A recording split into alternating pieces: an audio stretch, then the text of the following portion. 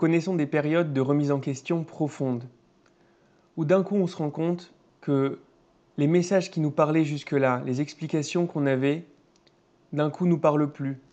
D'un coup ça a l'air insipide, ça a l'air de manquer de profondeur, ça a l'air d'être extrêmement enfantin.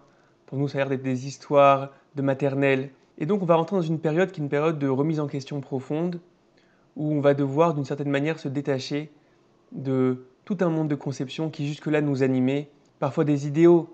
On était convaincus lorsqu'on était adolescent de choses, on était prêt à donner notre temps et notre vie pour certaines choses, et d'un coup ça a l'air extrêmement simpliste, ça a l'air enfantin, et ça ne nous parle plus du tout. Ça va être une période extrêmement difficile, parce que si on veut rester honnête, alors on a l'impression qu'on doit se détacher de tout ce bagage-là qu'on avait jusque-là. Et d'un autre côté, c'est extrêmement difficile de se détacher de tout ça. Alors comment faire face à ce genre de période-là? Comment faire face à ce questionnement? Comment arriver à en sortir grandi? J'aimerais vous partager un éclairage du Rav Kook qui vient d'un livre extrêmement profond qui s'appelle Resh Milin, où le Rav Kook va nous parler de deux Théamim. Les Théamim, c'est les airs qu'on fait lorsqu'on lit à la Torah. Alors il y a deux Théamim, l'un qui s'appelle le Darga et l'autre qui s'appelle le Tevir. Si on traduit, le Darga veut dire quelque chose qui est graduel, comme un escalier. Et le Tevir veut dire quelque chose qui est brisé. Et le Rav Kook va nous dire qu'en réalité, ça représente deux sortes d'avancées. Il y a une avancée qui peut se faire de manière graduelle.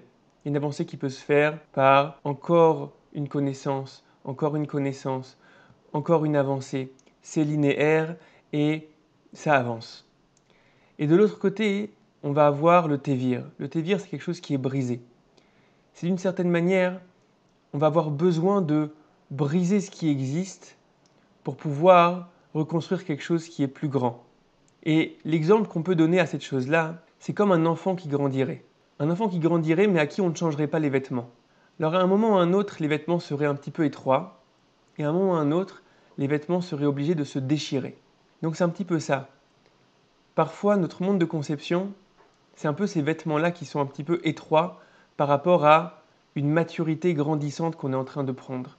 On est en train de mûrir, on est en train d'avoir une vision qui est de plus en plus complexe du monde, de plus en plus complexe de nous-mêmes. Mais le monde de conception dans lequel on évolue, lui, est statique et lui est d'une certaine manière étroit. Et donc ce monde de conception va être obligé de se déchirer comme les vêtements, va être obligé de tomber. Et on va se retrouver un petit peu nu, on va se retrouver sans notion, sans conception.